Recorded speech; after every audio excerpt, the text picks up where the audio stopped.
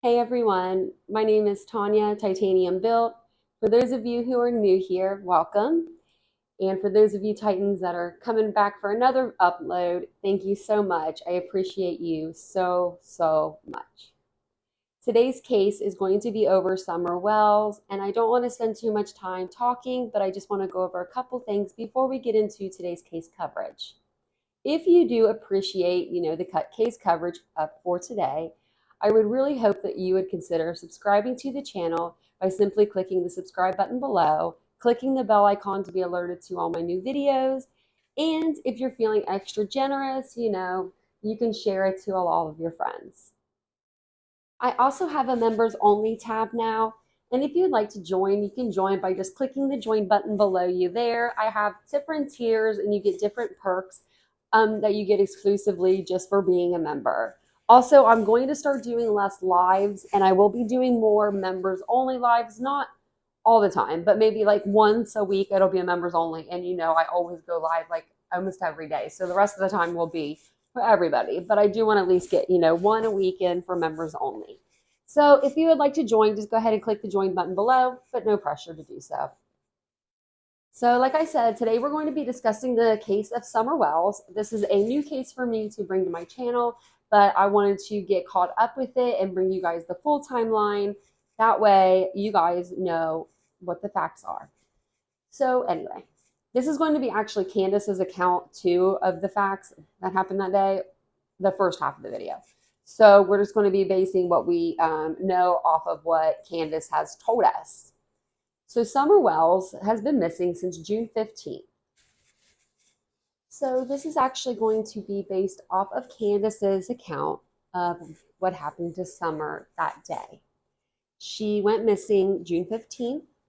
And like I said, we're just going to go off of Candace's account and then we're going to base it off of our other timeline that we have available. So the morning of June 15th, Candace takes Summer and Grandis to the hospital for Grandis's leg. While parked there, she messages Hunter, and Hunter invited her to the home. We are still determining the exact hours she dropped Grandis off,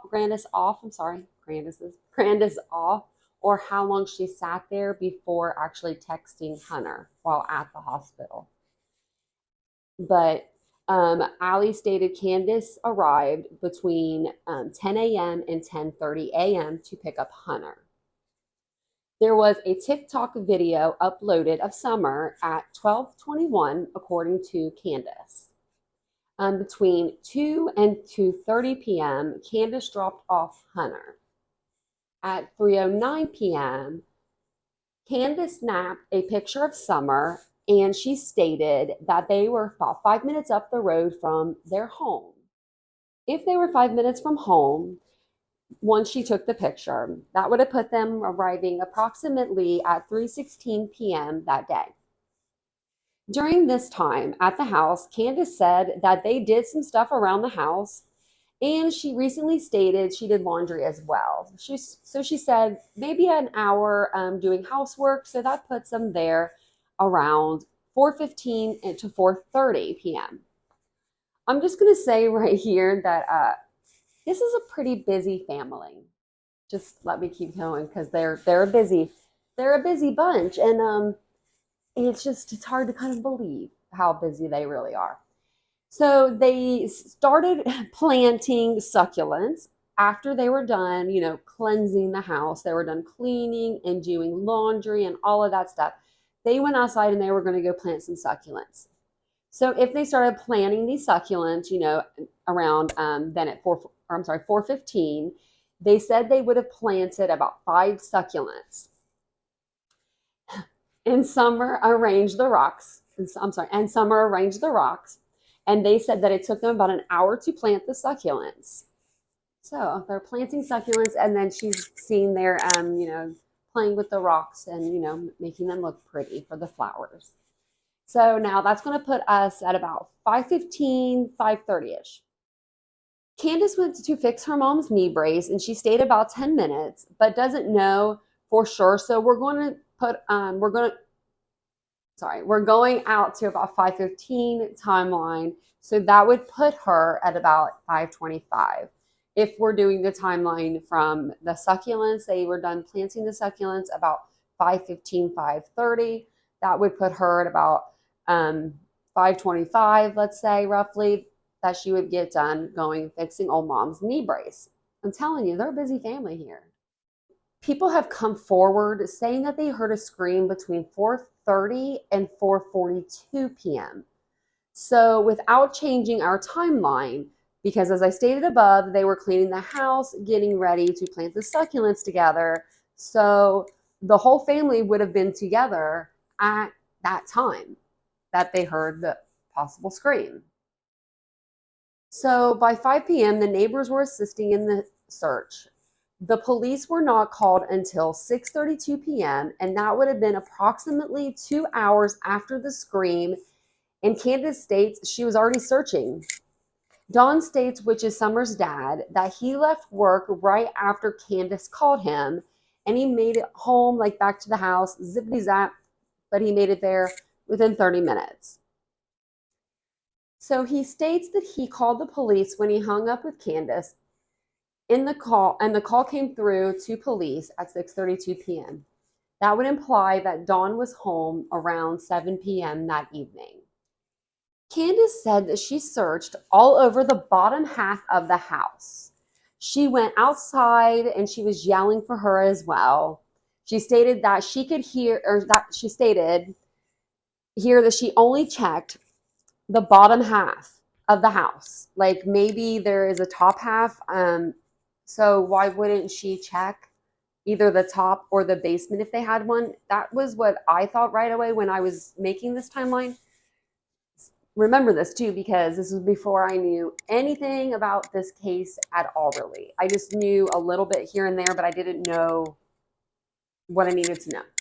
So when I heard that she said that she had just checked the bottom level of the house, that to me made it feel like it was like maybe had a basement or an upstairs, and she checked the middle, like the regular ground floor.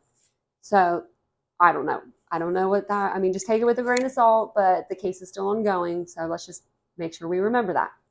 So between 5:25 and 5:45, assuming that she checked under the beds, blankets, and the bathrooms, and she was checking these places with her mother. So I would estimate that would take around, 20 minutes for them to check just one floor, blankets, bathroom, beds. This is when it's discovered that Summer is in fact missing. And if this was a little bit before she called Dawn. This is an assumption, but I guess Candace said that she called 911 and so did Dawn, but they only have a recording of one call, and that is the call from Dawn at 6:32 p.m. So Dawn called, but no call from Candace was ever shown on the records. And I'm going to say here, they have some really good records. They have some damn good records. They remember shit. Cops don't forget nothing. So I'm going to tell you a little bit about what happened that day, and not just like, it's going to be a timeline, but it's not going to be Candace's kind of account. But this is what we're going to hear. So 5:35 p.m., Summer was planting flowers about 20 feet from her family's house on Ben Hill Road in the community of Beach Creek with her mother and her grandmother. Her dad told the Times News in the early days of the investigation, she reportedly went inside and told her 3 older brothers she wanted to play with her toys in the basement. Basement. But when her mother, Candace Wells, came inside a short time later, Summer was nowhere to be found. And at 6:30 on June 15th, 2021, Summer was reported missing to the Hawkins County Sheriff's Office. Midnight on June 16th, 2021, the Tennessee State Bureau of Investigations released an endangered child alert for Summer shortly after 11 a.m. On June 16th, 2021, the TBI, which is the Tennessee Bureau of Investigations, changed the endangered child alert to an Amber Alert. The endangered child alert is issued when there is a concern for the child's safety, while Amber Alert is reserved for the most serious of missing children cases. So there's different, types, which I didn't even know about that really until this case. And actually the Quentin Simon case as well. So that's where they, like, when they do the Amber Alert, it's where officials believe a child is in imminent danger. And that's when they did that. They issued the Amber Alert at 4 p.m. on June 16th. On June 16th, the officials with Hawkins County Sheriff's Office and the TBI held what would be the first of several news conferences updating the public on their search efforts. About 30 tips were called in before the first day. On June 17th, search teams said steep and dangerous terrain, including dense canopy coverage and ground cover, were hammering their efforts. Poor cell service was also making it difficult for them to communicate. So I'm taking it she kind of lives like maybe a little bit out there, or where they were searching was in the woods, maybe where they couldn't really get good cell service, or maybe a smaller town where there's just not a lot of cell service. On June 17th, investigators began asking anyone who lives near or on Ben Hill Road to check their trail cams, surveillance footage, and outbuildings for any signs of Summer. On June 18th, Summer's father spoke to the media outlets for the first time, saying that he was at work the day that Summer went missing. When I got home, he said, I drove to the bottom of the property and I realized all my neighbors and stuff were coming out of the woods looking for her. And I realized right then and there that she was not here, or not there. I knew right then and there that she was gone, because she would never leave there on her own. He said that somebody must have taken her. I want to let you guys know here too that I am just doing this video based on a timeline, not really getting into the deep, stories. So if you guys want me to cover this more in depth, don't forget to comment below that you want a part 2, and I do not mind covering this case fully and more in depth for you guys. But I just wanted to let you guys know that. So now let's get back to the timeline, because this one is a crazy case, and I wouldn't mind covering it at all. So on June 19th, 2021, the TBI shared photographs of Summer's house and property where she was last seen, with us. June 22nd, 1 week after Summer's disappearance, TBI reported receiving at least 221 tips on the case. Investigators continued to push residents in the area to check, their barns, crawl spaces, little shelter houses, anywhere where a small child could possibly hide or could be. Specialized searches in the Beach Creek community carried on also. On June 23rd, investigators set up a roadblock to ask drivers if they had noticed anything unusual the day that Summer disappeared. On June 26, 2021, the TBI asked for the driver of a Toyota pickup truck to come forward after a witness reported seeing it in the Beach Creek area in the late afternoon or early evening of June 14th or June 15th. Officials say the person may have been, officials say the person may have seen something related, to Summer's disappearance, and they just want to talk to him. The truck was described as a 1998 to a 2000 model maroon or red Toyota Tacoma with a full bed ladder rack along with white buckets in the truck bed. So to date, that truck, the driver of that truck, the Toyota Tacoma, has not been found. On June 27th, officials announced that they are scaling back search operations. And so whenever they're doing that, I feel like it's never really a good outcome.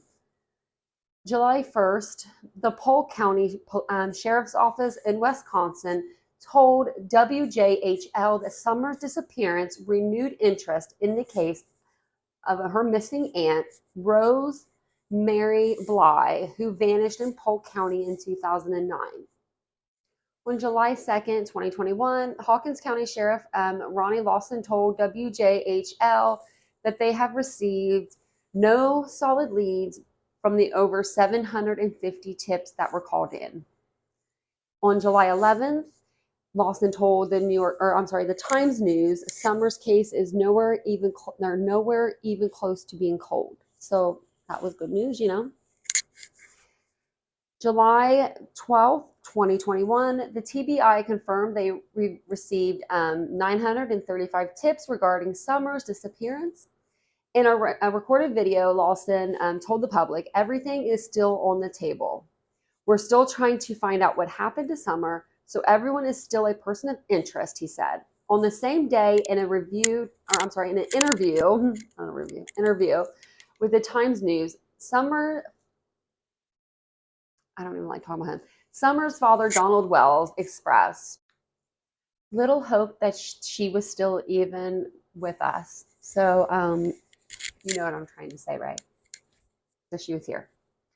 He also confirmed that his wife and his mother-in-law all passed lie detector tests in the early stages of the investigation. So, on July 13th, Shelley Smitherman, that's a crazy name to have, assistant special agent in charge with the TBI, said investigators typically have a credible tip or lead to go off within a couple of days of someone disappearing, especially a child. That is the frustrating part for law enforcement in this case and for the public. She said, we will continue to investigate and search for Summer. In the public's eye, there may not be as much media attention given to this case, but that does not mean that we're stopping from what we're doing. So meaning, you know, just because there's not a lot of coverage on this case right at the moment, it doesn't mean that they're not still working hard and diligently trying to find somebody who committed this crime. Because obviously she's not with us, I don't believe anymore. I pray and hope. But if she isn't, then we need to start looking at the alternative and finding out what happened to her. This is what you need to know about Summer Wells. She stands about 3 feet tall, and she weighs about 40 pounds. She has blonde hair and beautiful blue eyes. She was last seen wearing gray pants and a pink shirt, and she could be possibly barefoot, but we all know that she could have changed her appearance, and I'm sure somebody, if they had her, has changed her appearance now. So that's what we have, though, to go off of. If for any reason this gets to somebody out in YouTube land and they have a tip on the Summer Wells case that has not already been called into the tip line, please call it in. Or if you think it's been called in already, call it in again at 1-800-TBI-FIND. That's for the Tennessee Bureau of Investigations. You can submit your tip there anonymously, I'm sure. And let's just bring Summer home, and let's just make sure she's safe if we don't bring her home. You know, let's just try to bring her home though and make sure she's alive. So with that being said, if you guys want me to go in more in depth in this case, because I did only go to 2021, I didn't really make it very much further out than that. But if you guys want me to, I can do another full story. I can do the full story on this video, just not like the timelines and stuff, just the actual full story, and give you guys a little bit more info on this beautiful girl. So if that's something that you'd be interested in, just go ahead and drop a comment below. You know, I would love to hear from you guys, and I'd love to hear what you think about this case, because this really is a serious case. We've had a lot of serious cases involving children lately, so I hate that. But I don't mind covering it. I would like to learn a little bit more about Summer Wells myself anyways, so I can make a video. Just let me know in the comment section below if you guys have made it to the end of my video and you did like the case coverage, or you at least appreciate the case coverage today. Please subscribe to the channel. It does help, and it's free to do. Don't forget to click the bell icon to be alerted to all new content. I do post daily pretty much, or every other day. And also, if you'd like to join my membership, don't forget to join below. Patreon, all of that stuff. All my socials are at the end of the video and also at the beginning. So I will see you guys in my next video. Much love to you all, and have a beautiful day. Bye, guys.